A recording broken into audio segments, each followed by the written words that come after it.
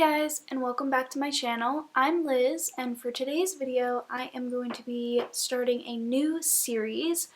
This is going to be the beginning of a sewing series on my channel. I already have a couple of beginner sewing videos on my channel, but I've never really gone into the basics, and I've kind of just assumed that if you're on this channel and you watch the sewing videos that you already know how to sew. But I really wanted to delve into the basics and kind of give you a crash course in sewing in a couple of videos so that if you don't already know how to sew, and when I start doing a little bit more difficult projects in the future, you can refer to these videos to teach yourself how to do it. So I will be making a dedicated playlist for the series if you would like to follow along with all the videos. I'm probably going to post a sewing series video every other week just because I want to post other videos in between. So you can look out for those. Make sure to hit the subscribe button and turn on the notifications so you don't miss the next one. And while I do have a couple number of set videos I'm going to be releasing in this series, if you have any sewing related questions or troubleshooting that you think would make a good video in this series, feel free to leave them in the comments down below and I can add on to it. And I really want to tailor this to you guys and what you are interested in learning about sewing. So in order to kick this series off, we really have to talk about the equipment that you're going to need, all of the supplies, because if you don't have these items, you're not going to be able to follow along with the series. So I have compiled the shortest list I possibly could, the essentials, basically everything you need to get started. So without further ado, if you are interested in learning how to sew and you want to know what you need to get started, then just keep on watching. So the first thing you're obviously going to need is a sewing machine. I personally have a Singer sewing machine. I believe it's a Singer heavy-duty sewing machine. I will leave the one I have linked down below if it's still available. It should be. Personally, I purchased my sewing machine off of Amazon because that's where I could find the best price, and Amazon has a lot of different brands, and I like to read the reviews on there as well. So if you already have a sewing machine, you just want to make sure it can do the following basic things, and that is to do a straight stitch. So that's just basically one straight stitch. It looks like a couple of dashed lines on the sewing machine. A zigzag stitch, and that you can adjust the stitch length and the tension. And that's really all you need your sewing machine to be capable of to make basic sewing projects. When you want to get more advanced, there are different stitches and all kinds of things you can get into, but those are the absolute basics you need a sewing machine to be capable of. If you don't already have a sewing machine, there are a couple of things to consider before picking one out. So the things that you want to consider when looking at different models is the brand. So I personally went with a Singer sewing machine, and that is because Singer has been around for years.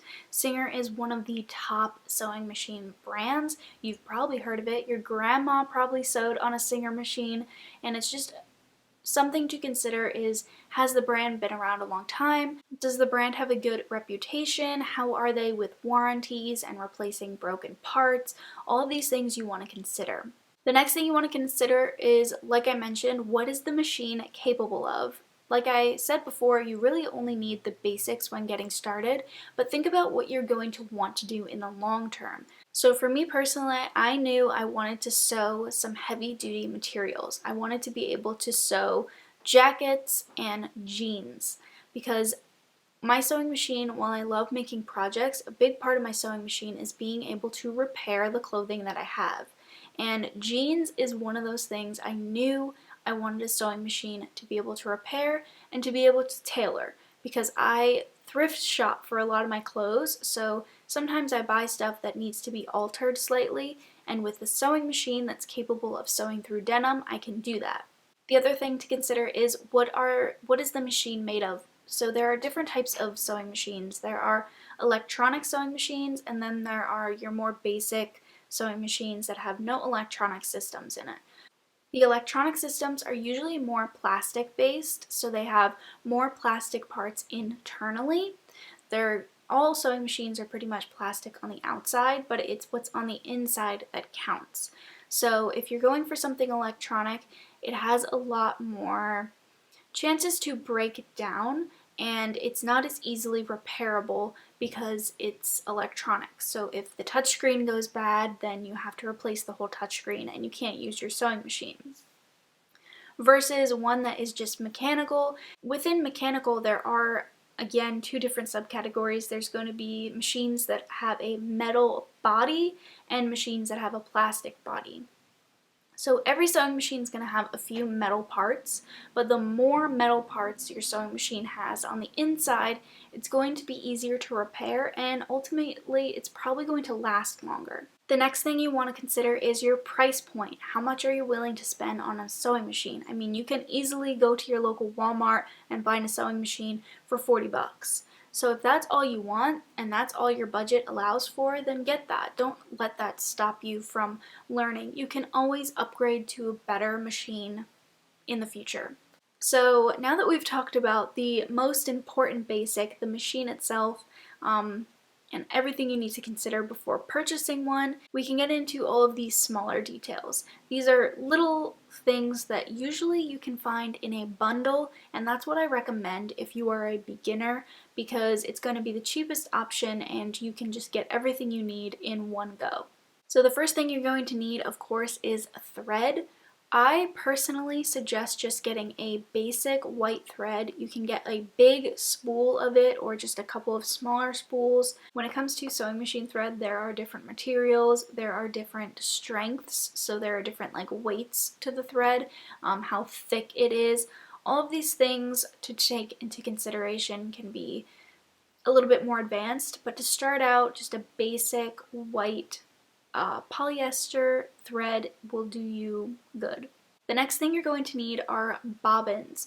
Bobbins are those little circles that fit in the bottom of your sewing machine. I will show you how to properly thread them, install them, and everything in the next video. So it is important to remember you're probably going to need one bobbin for every color of thread you buy, unless you plan on emptying your bobbin and then reusing it with a different color.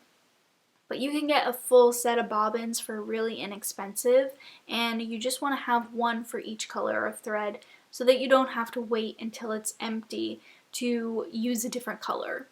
There are metal and plastic bobbins. Depending on your machine, if you're using an older machine, like say you're using your grandmother's sewing machine, which they were made really well back then, so if you have it, it may still work. So certain sewing machines may use certain bobbins. Older sewing machines are probably going to be more compatible with metal bobbins, but I personally just use the little plastic ones because that's what actually came with my sewing machine. So sometimes sewing machines will come with a couple of materials. The next thing you're going to need are pins or clips. So I personally use pins because they're, again, inexpensive. I already had them actually because I had been hand sewing for a while and I just had a collection of pins.